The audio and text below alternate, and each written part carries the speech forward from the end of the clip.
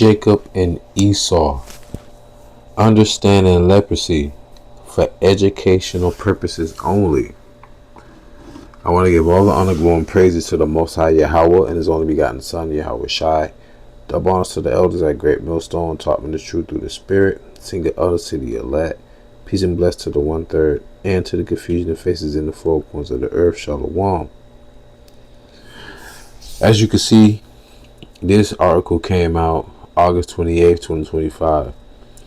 You have one child that's melanated, meaning that, as you would say, black. Another child that's not melanated, as in today's terms you would say is white. This is going to go into the story of Jacob and Esau. I'm not going to make this very long. I want to get straight to the point. But if you have any questions, you can always go to the comment section. I will also leave the link of this article in the description box. So, going into it, in the story of Jacob and Esau, Esau comes out first. Then Jacob comes out second. But in this situation, the names of the children change, but the process is different. Alright, if you know anything about Esau, he came out red all over, meaning he lacked melanin.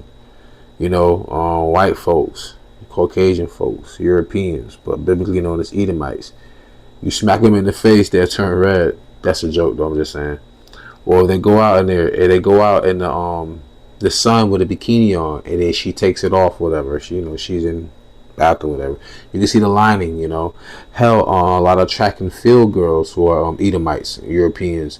You can tell if they've been wearing shorts all summer long, because you can see the lining. You can see it from where the red is darker in certain areas where their skin has been exposed. Okay, so I'm going to read a little bit of this article.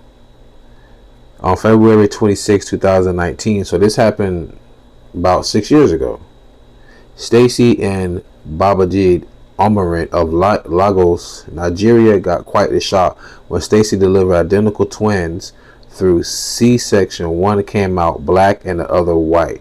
So listen, they just said that she was having identical twins, right? They don't look identical, but they are absolutely twins. They're known as paternal twins. Okay. The parents knew they were having identical twins and expected them to look exactly the same, but one has an extremely pale complexion and golden hair. That's what they said. All right, so now I'm going to stop it right there. I hate the ads. So let me go right here. This is Genesis chapter 25, verse 22. The right side is the NLT. The left side is the KJV. So I'm going to read the left side. And the children struggled together within her, and she said, "If it be so, why am I thus?" And she went to inquire of the Lord. In other words, she was like, why is this happening? Why are my children inside my womb tussling about? And the Lord said unto her, 2 nations are in thy womb, and 2 manner of people shall be separated from thy bowels. And the one people shall be stronger than the other people, and the other shall serve the younger. So, since the beginning of time, going back, Jacob and Esau have been fighting and tussling in the womb. Because the Lord said you're going to have 2 different manners of people. Mannerisms is another word for behavior. So meaning that they're going to behave, they're going to act differently. Okay? And it said one shall be stronger than the other. Well, that's J, so-called Negro, Latinos, and Native Americans. It don't appear that way now, but this just goes to show you the power of the Lord, how he took the least of the heathens to rule over all of us, the violence of the earth. But going back, so it said the stronger shall be stronger than other people, and the elder shall serve the younger. And when her days to be delivered were fulfilled, behold, there were twins in her womb, just like this woman had twins in her womb. And the first came out red all over like an hairy garment. Red all over like a hairy garment. Now, to get a better understanding of that, the child don't come out all red. This goes back to something that we use when we were giving, it was a part of a ceremony for an offering. Exodus 25:1. And the Lord spake the ram skin. Think about the ram skin when it said the child came out red all over like a hairy garment. The hairy garment that was red all over was the ram skin. I'm going to break it down. And the Lord spake unto Moses, saying, Speak unto the children of Israel, that they bring me an offering. Of every man that giveth it willingly with his heart, ye shall take my offering. And this is the offering which ye shall take of them: gold and silver and brass and blue and purple and scarlet and fine linen and goat's hair and ram's skin dyed red. There was a specification there. It said ram skin dyed red. Okay, so let's go back to Genesis 25. I'm trying to give you a better understanding of Esau and leprosy. Genesis 25 and 24. And when her days to be delivered were fulfilled, behold, there were twins in her womb, and the first came out red all over like a hairy garment, and they called his name Esau, YAHAWAH, which means wasted away is he. What was wasted away? His pigmentation. So when they say he came out red all over like a hairy garment, it didn't say he came out red all over and was hairy. It said like a hairy garment. What was the hairy garment? The ram skin. You know that? Can you imagine a child popping out, screaming and hollering? You know, why? And it's an Edomite. The baby gonna be red all over. All right. Also, the word Edom. Esau, give me a moment, y'all. Forgive me. It just popped up in my head. Genesis, I think it's Genesis 36 and 5. Genesis 36 and 36 and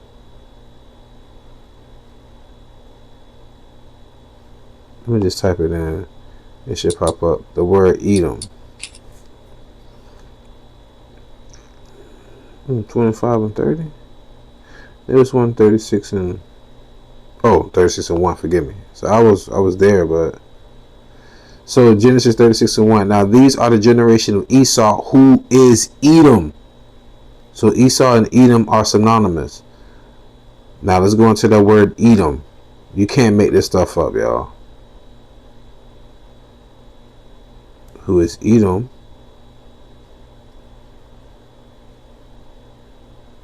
Come on now, acting goofy. That's just Satan.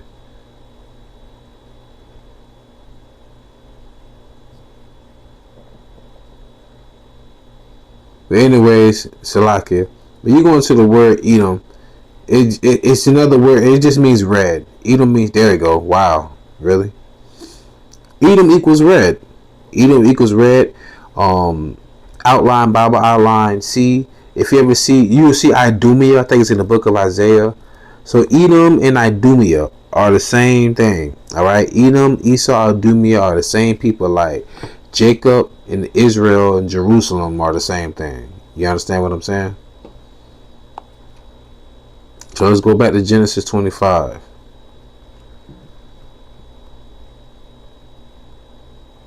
This is Genesis 25 and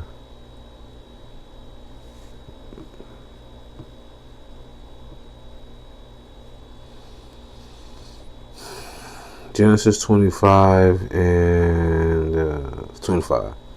And the first came out red all over like an hairy garment, and they called his name Esau. And after that came his brother out, and his hand took hold on Esau's heel. Don't run just past that. You notice he gave you a clear description of Esau, red like an hairy garment, the ram skin. But when his brother came out, it said, and after that came his brother out. It gave no description. Why is that? Because predominantly everyone on earth is melanated. What does it mean melanated? Have color. Going back to the 1940s, Esau was like 40%, quote unquote, they say 40% of the world was populated by Edomites. Up to today, like damn near 4%. Because predominantly the world was occupied by melanated people, but we all have our own different ethnicities. Like prime example, you can look at somebody from East India. You won't call them black, but they can be darker than Wesley Snipes. You won't call them black though. You could look at them and be like, oh, that's an East Indian, or that's an Elamite. Okay. Anyway, so that go to show you that there's a description. So why didn't they give you a description of Jacob? This is Exodus chapter 4. Oh, and by the way, the Israelite came out first, and the Israelite's child name is Daniel. And the Edomite child that came out second, his name is I can't see Edomite, I'm Salakia. David, I say Edomite, Salakia. So let me just say this respectfully. Let me not say this. The first child that came out melanated, his name is Daniel. The second child that came out not melanated, his name is David. Alright? And Daniel means he is my judge. And David means beloved. Okay? But anyways, Exodus 4 and 6. I'm going to show you why this is very important. Because even the people of the Bible are depicted as dark-skinned people. And Putin showed that when he went inside the vault and brought out those steles of the biblical characters. It showed them all being dark. Exodus chapter 4, verse 4. This is the Lord showing his power to Moses. And the Lord said unto Moses, put forth thy hand and take it by the tail. And he put forth his hand and caught it and became a rod in his hand. This is the Lord showing his power, talking about the rod, the snake. And they may believe that the Lord God of their fathers, the God of Abraham, the God of Isaac, and the God of Jacob hath appeared unto thee. And the Lord said furthermore unto him, put now thy hand into thy bosom. And he put his hand into his bosom, meaning he put his hand into his mantle, his garment, whatever he was wearing. And when he took it out, behold, his hand was leprous as snow. Keep that word leprous in your mind. Leprosy. Leprous as snow. Listen, yeah, this is Moses. The Lord told him, put your hand in your garment. Put your hand up under your mantle, up under your robe. He did. He brought it out. It was leprous as snow. It was white. Listen to this, y'all. Exodus 4 and 7. And he said, put thy hand into thy bosom again. And he put his hand into his bosom again and plucked it out of his bosom. And behold, it was turned again as his other flesh. So Moses is what? You can say he was black, dark skinned, but technically he would be a Levite. The so-called Haitians today would be the Levites. So if Moses was living on earth today, which was the spirit, you know, if he lived on earth today, he would be a so-called Haitian from the tribe of Levi. Okay? A dark-skinned man. And as you can see, I have inside a cloak. That's the word. I keep saying garb and mantle. People hear mantle, they think about a mantle that's over a fireplace. Cloak. Thank you, NLT. The cloak. Alright, so going back, remember the word leprosy, right? So we're going to go into Leviticus. This is in the law. Leviticus 13 and 1. The Lord said unto Moses and Aaron, when a man shall have in the skin of his flesh a rising, a scab, or a bright spot, and it be in the skin of his flesh like the plague of leprosy, which is what? When your hand turns white, meaning you lack melanin. Then he shall be brought unto Aaron the priest, or unto one of his sons the priest. Forgive me, Salakia. And they use a certain word, a certain phrase that the child has, because you know the Bible biblically is leprosy. Oh, here it is. David was born with a condition called oculocutaneous albinism. It's the word albinism they like to use. Alright. Oculocutaneous. Oculocutaneous. So like it, y'all. It's a tongue twister. And it's like 12 in the morning too. Albinism occurs when the body produces little or no melanin, resulting in a lack of hair pigment and light skin. It can also cause vision problems, but Stacy says Daniel is perfectly healthy. Okay, so whenever you see the words, whenever you hear the word albino or albinism or vitiligo, those are just other words for leprosy. It's just a skin condition, you know. But I want to get straight to a point. Leprosy in ancient times was deemed unclean. Today, every Edomite European that you see, I want to say, they are called clean lepers, meaning that it can't spread. I can't explain it right now, but that's the best way I can break it down to you after I read this precept. Leviticus chapter 13, verse 9. When the plague of leprosy is in a man, then he shall be brought unto the priest. Now I'm going to read the NLT so you can understand, because it's talking about leprosy. Leviticus chapter 13, verse 9 from the NLT. Anyone who develops a serious skin disease must go to the priest for an examination. If the priest finds a white swelling in the skin and some hair on the spot has turned white and there is an open sore in the affected area, it is a chronic skin disease.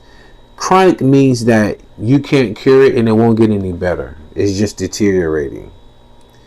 It is a chronic skin disease and the priest must pronounce the person ceremonially unclean.